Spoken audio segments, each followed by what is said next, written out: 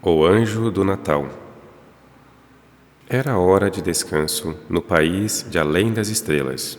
Todos os sinos de prata soavam delicadamente, vibrando com o movimento do grande anel de luz que gira em torno daquela terra. E o tinir dos sinos caía como orvalho sobre os caminhos dourados da cidade, sobre as longas alamedas de árvores em flor, sobre os campos de lírios e as margens sinuosas do rio da vida.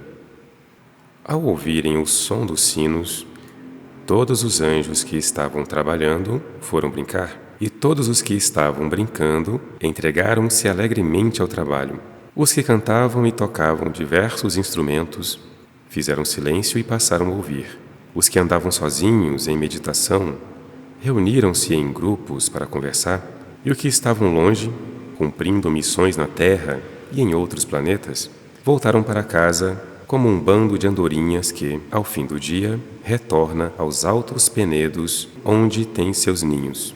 Não é que precisassem recuperar as energias, pois os habitantes desse país nunca dizem "estou cansado", mas ali, tal como aqui, a lei da mudança é o segredo da alegria, e o contentamento que nunca acaba e tece com os fios entrelaçados do trabalho e do descanso, da companhia e da solidão, da música e do silêncio. O sono não representa para eles, como para nós, um escurecimento da visão e um recolhimento das asas do espírito. Antes é um abrir os olhos para a luz mais profunda e plena, um sair de si, sem esforço, rumo a correntes mais amplas, em círculos, sem um só bater de asas, sustentadas apenas pelas correntes de ar. Foi num dos recantos silenciosos do verdejante vale, chamado Campo da Paz, onde o riachinho das esperanças brilhantes corre suavemente para unir-se ao rio da vida, que vi uma companhia de anjos que acabava de retornar de diversas tarefas na terra, sentar-se amigavelmente para conversar na encosta de um monte, onde ciclames, rosas, violetas, orquídeas de pétalas onduladas e todas as flores de doce aroma que no mundo inferior estão separadas por estações, floresciam juntas numa sintonia de odores. Parecia haver 3 líderes na companhia, que se destacavam dos outros, não apenas pela aparência mais radiante e poderosa, mas também pelo tom de autoridade das suas vozes e pela atenção diligente com que os outros lhes prestavam quando falavam suas tarefas terrenas, das complicações e problemas, guerras e misérias que tinham visto entre os homens e da melhor maneira de superá-las e pôr fim aos sofrimentos humanos. A terra está cheia de opressão e injustiça, disse o mais forte dos anjos. A sua voz era grave e forte, e pela armadura brilhante e a espada que pendia de seu ombro, reconheci o arcanjo Miguel, o mais poderoso entre os guerreiros do rei, aquele que executa os ditames divinos sobre os homens injustos. A terra está atormentada por tanta injustiça, exclamou. E a maior miséria que vi entre os homens é que o braço do mal, frequentemente mais forte que o do bem, e muitas vezes é capaz de derrotá-lo. O braço do homem cruel pesa mais que o braço do homem bom. Os injustos vencem os justos e os humilham. Vi reis tiranos esmagarem seu povo indefeso. Vi os campos dos inocentes calcados pelos pés dos exércitos conquistadores, até passarem de uma desolação ensanguentada. Vi nações perversas subjugarem povos amantes da liberdade e tomar-lhes os tesouros pela força das armas. Vi a pobreza encarnecida pela riqueza arrogante, a pureza deflorada pela violência bruta e a gentileza e a honestidade espremidas no lagar da iniquidade e do orgulho. Não há cura para esse mal, senão dar mais força aos braços dos bons. É preciso fortalecer a causa da justiça para que possa resistir aos perversos, defender os inermes, punir toda a crueldade e injustiça, apoiar o bem em toda parte e garantir a justiça com armas invencíveis. Oh, que o exército dos céus seja convocado, preparado e enviado para participar da guerra dos homens, a fim de tornar vitoriosos os bons, destruir todo o mal e fazer prevalecer a vontade do Rei. Nós destruiríamos os tronos dos tiranos e soltaríamos as amarras dos oprimidos. Deteríamos o cruel e o violento com a vara do medo e conduziríamos os homens ávaros e impiedosos com o chicote do terror. De armas à mostra, montaríamos guarda em torno do inocente, do manso, do generoso, e a paz de Deus seria instaurada pela espada dos anjos. À medida que falava, foi aproximando a mão do punho da espada, até que a ergueu sobre a cabeça, reta e brilhante, lançando faíscas de luz ao redor, como a água que salta diante da proa de um navio veloz. Chamas luminosas de ardor celestial brilhavam nos olhos dos anjos que o ouviam. Um ar marcial perpassou pelos seus rostos, como se desejassem ouvir o chamado para a guerra. Mas nenhuma corneta de prata soou das alamedas da cidade de Deus. Nenhuma bandeira escarlate foi hasteada acima daquelas muralhas altas e secretas. Nenhum tambor empolgante rufou pelo pacífico vale. Só se escutava o som do riacho da esperança brilhante, murmurando e rumorejando entre as raízes do capim e das flores. E, ao longe, o som de um cântico pareceu filtrar-se do interior do palácio do rei. Então, outro anjo começou a falar e respondeu a Miguel. Também ele era alto e deixava transparecer o seu poder. Mas a sua força residia mais no intelecto do que nos braços.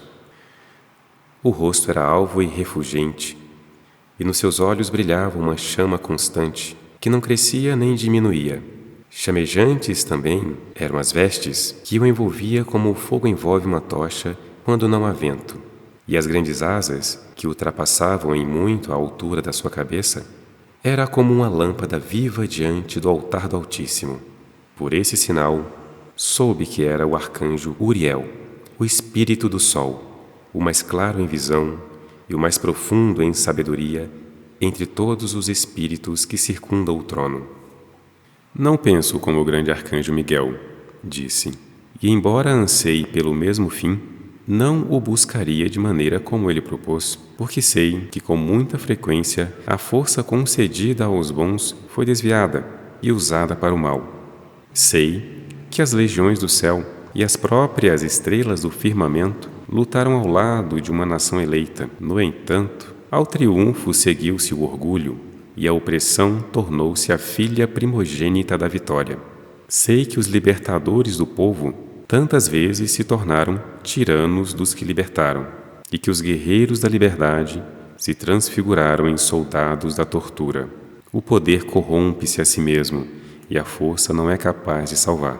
Será que o príncipe Miguel não se lembra de como o anjo do Senhor liderou os exércitos de Israel e lhe deu a vitória sobre todos os inimigos, com exceção dos inimigos que estavam em seu próprio seio, e de como saquearam e oprimiram os povos contra os quais tinham lutado em nome da liberdade? E de como a perfídia das tribos de Canaã sobreviveu à conquista e acabou por sobrepujar os conquistadores, de maneiras que os filhos de Israel aprenderam a adorar os ídolos de seus inimigos, Moloque, Baal e Astarte? O poder corrompe-se a si mesmo, e a força não é capaz de salvar. Não foram os persas que destruíram o jugo da Babilônia, que pesava sobre Israel, mas depois não foi a tirania persa que reclamou a sua própria destruição? Não foi Roma que quebrou o jugo do Oriente? E, agora, não é o jugo dos romanos que pesa de maneira opressiva sobre os ombros do mundo? Ouve.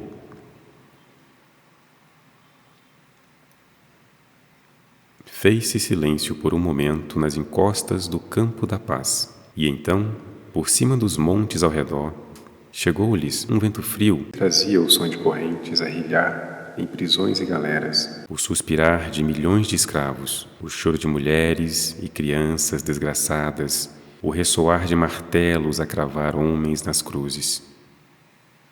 O som passou com o vento, e Uriel tornou a falar. O poder corrompe-se a si mesmo, e a força não é capaz de salvar. A terra está repleta de contendas imbecis, e para esse mal não há remédio senão o conhecimento. Os homens entregam-se ao poder do mal porque não o compreendem. A perversidade é estupidez em ação, e a injustiça é um erro de cegos. Os homens destroem-se uns aos outros e, por fim, a si mesmos, por causa da sua ignorância.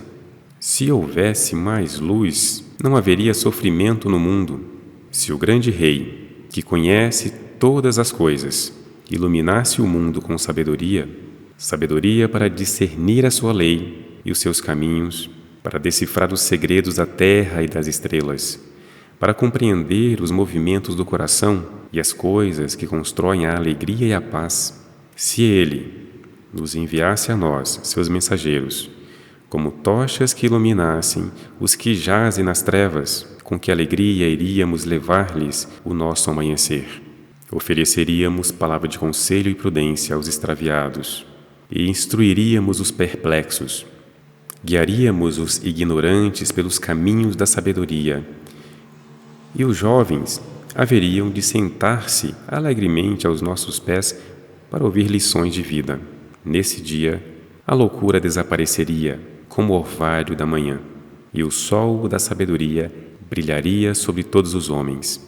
E então, a paz de Deus viria pelo ensinamento dos anjos. Um murmúrio gozoso seguiu-se às palavras de Uriel, e olhares ansiosos brilharam no círculo dos mensageiros da luz, que tinham ouvido esse louvor da sabedoria expresso em palavras tão adequadas. Mas havia um entre eles, cuja face ainda pousava uma sombra de dúvida, e, apesar de sorrir, parecia lembrar-se de algo que os outros tinham esquecido. Voltando-se para um dos seus vizinhos, disse-lhe: Quem era aquele que foste enviado há muito tempo com conselhos?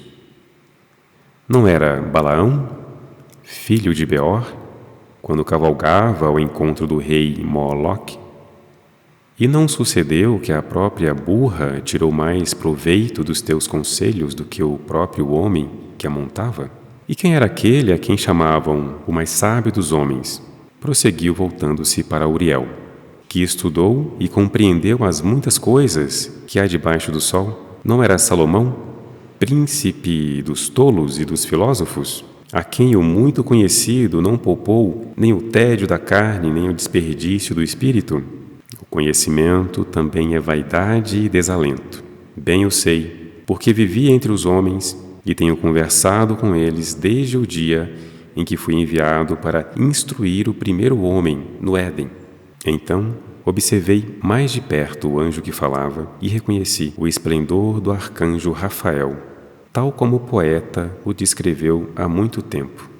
Um serafim alado, 6 asas possuía para velar as suas feições divinas. As que nasciam de cada um dos largos ombros cobriam-lhe o peito como majestoso adorno. O par do meio do corpo lhe cingia com um cinturão de estrelas e rodeava as coxas e quadris de áurea penugem pintada de cor celestial.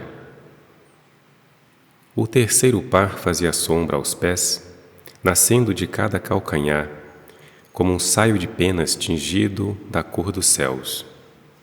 Como o filho de Maia, parou e sacudiu as plumas, que ao redor encheram o ar de fragrâncias celestiais. Sei bem mais, prosseguiu, enquanto o sorriso da sua face ganhava profundidade, graças a um olhar de compaixão, afeto e anseio. Sei bem demais que o poder a si mesmo se corrompe e que também o conhecimento não é capaz de salvar. Não há outro remédio para o mal que assombra o mundo, senão dar mais amor aos homens. As leis que regem o mundo são estranhas e caprichosas, e os caprichos que têm de percorrer estão cheios de armadilhas e perigos. A pestilência rasteja pelo chão e corre nos rios. Redemoinhos e tempestades sacodem as muralhas dos homens e empurram seus navios para a destruição. O fogo irrompe nas montanhas e as fundações do mundo abalam-se. Frágil é a carne do homem e muitas as suas dores e preocupações. Os seus filhos jamais alcançarão a paz, senão aprenderem a amar e ajudar-se uns aos outros. A perseverança brota da miséria e da doença. A violência vem da pobreza e da fome. A crueldade da opressão está em que os fortes esmagam os fracos sob os pés. A amargura do orgulho decorre do desprezo que os sábios e instruídos têm pelos simples. E a coroa da loucura está em que os ricos pensam que são deuses e os pobres pensam que Deus não existe. O ódio, a inveja e o desprezo são a maldição da vida. Para isso não há remédio senão o amor, o desejo de dar e de abençoar, a vontade do próprio Rei, que dá a todos e a todos ama. Mas como poderão os corações dos homens ser conquistados por essa vontade? Como poderá ela entrar neles e deles tomar posse? Até os deuses que os homens inventam para si mesmos são cruéis e orgulhosos, falsos e injustos. Como gravar o milagre do amor na natureza humana, para revelar ao homem o sentido da humanidade? Como tornar os homens semelhantes a Deus? A essa pergunta fez-se um profundo silêncio naquele círculo, e todos se calaram, tal como as rumorejantes folhas secas pendem silenciosas quando cessa a brisa à hora do pôr do sol. E então, como um canto de um tordo distante, vindo de um ninho do coração da floresta, uma voz quebrou o silêncio. Eu sei, eu sei, eu sei. Aquela voz macia que flutuava no ar perfumado e translúcido soava clara e suave, clara como um raio de sol, e mais suave do que o menor dos sinos de prata que anunciam as horas de descanso e do trabalho. Aproximava-se mais e mais, ecoando pelo vale. Eu sei, eu sei, eu sei. E então apareceu um anjo menino, do meio das colinas arredondadas de onde nasce o riacho das esperanças brilhantes. Uma criancinha com cabelos dourados esvoaçantes e coroas de folhas verdes pendendo sob os ombros e mãos ligeiras que brincavam com o ar e pareciam erguê-lo com tanta leveza que parecia não precisar de asas. Assim como as sementes de dente de leão, sopradas pelo vento, dançam sobre as águas, assim veio ele, sobrevoando o leito do riacho, e a sua canção acompanhava, na sua claridade, o murmúrio da correnteza. Todos os anjos se levantaram e se puseram a contemplá-lo, maravilhados. Multidões de outros anjos vieram voando rapidamente na direção do lugar onde vinha aquela música nova e desconhecida, agrupando-se, de acordo com suas ordens, formando como que um jardim de flores vivas sobre as íngremes margens do riacho, enquanto o anjo criança flutuava no meio deles, cantando: Eu sei, eu sei, eu sei. O homem será feito como Deus, porque o Filho de Deus se fará homem. A essas palavras, todos os anjos se entreolharam com assombro, e se aproximaram do anjo criança como quem recebe boas notícias. Como pode ser isso? Perguntaram-lhe. Como é possível que o Filho de Deus se faça homem? Não sei, disse o anjo jovem. Só sei que assim há de ser. Mas se ele se fizer homem, disse Rafael, ficará à mercê dos homens, e os cruéis, os perversos, terão poder sobre ele? Sofrerá? Eu sei, respondeu o anjo criança, mas através do sofrimento ele compreenderá o significado de toda a amargura e de toda a dor. Será capaz de confortar a todos os que choram, e as suas lágrimas serão derramadas para curar os corações tristes, e aqueles que forem curados por ele aprenderão a ser generosos uns com os outros por amor a ele. Mas se o Filho de Deus se fizer verdadeiro homem, disse Uriel, terá primeiro que ser criança, simples, humilde, indefesa. É possível que nunca receba instrução nas escolas e os mestres da sabedoria mundana o desprezarão, insultarão?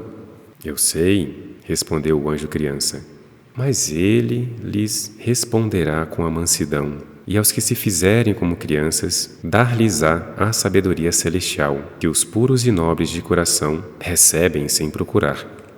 Mas se ele se fizer homem, disse Miguel, Os homens maus o odiarão e perseguirão, e poderão até tirar-lhe a vida, se forem mais fortes que ele. Eu sei, respondeu o anjo criança. Eles o pregarão numa cruz. Mas quando for levantado ao alto, atrairá a si todos os homens, porque continuará a ser o Filho de Deus, e nenhum coração aberto ao amor poderá deixar de amá-lo, já que seu amor pelos homens é tão grande que ele está disposto a morrer por eles. Mas como sabes todas estas coisas? Gritaram outros anjos. Quem és? Eu sou o anjo do Natal. Fui enviado primeiro como o sonho de uma criança santa, bendita e maravilhosa, para habitar no coração de uma virgem pura, Maria de Nazaré. Ali permaneci escondido até me mandarem de volta ao trono do rei, que me disse meu nome e me confiou uma nova mensagem. Porque hoje é o dia de Natal sobre a terra, e o Filho de Deus acaba de nascer de uma mulher. Tenho que partir rapidamente, antes de o sol raiar, e levar a boa nova aos homens que foram escolhidos para recebê-la. Tendo dito isso, o jovem anjo, com os braços bem abertos, levantou voo dos campos verdes do campo da paz e, passando além dos limites do céu, lançou-se como uma estrela cadente por entre as sombras da noite terrestre. Os outros anjos o seguiram. Um sem número de formas radiantes, belas como uma chuva de joias que caísse do céu azul escuro. Mas o anjo criança ia mais rápido do que os outros, por causa da alegre certeza que trazia no coração. Os anjos que o seguiam perguntavam-se quem seriam os agraciados com a escolha de ouvir a boa nova. Devem ser o imperador do mundo e seus ministros, pensaram. Mas o voo não parou em Roma. Devem ser os filósofos e os mestres das escolas, pensaram. Mas o voo não parou em Atenas. Será o sumo sacerdote dos judeus? Junto com os anciãos e os escribas? Pensaram. Mas o voo não parou em Jerusalém. O voo passou por cima dos montes até chegar a Belém. A multidão de anjos permaneceu unida, como se estivesse perplexa e vacilante. Mas o anjo criança avançava rapidamente à frente, como se soubesse o caminho através das trevas. Todos os vilarejos estavam silenciosos. Até as casas pareciam estar dormindo, mas em determinado lugar ouvia-se um sussurro baixo de vozes no estábulo, perto de uma estalagem, o som de uma mãe a ninar o seu filho. Uma fina camada de neve, delicada como o véu de uma noiva enfeitada para o casamento. Mas à medida que o anjo criança o sobrevoava, sozinho na pressa da sua viagem, os campos puros resplandeciam à sua presença, como que retribuindo o seu brilho.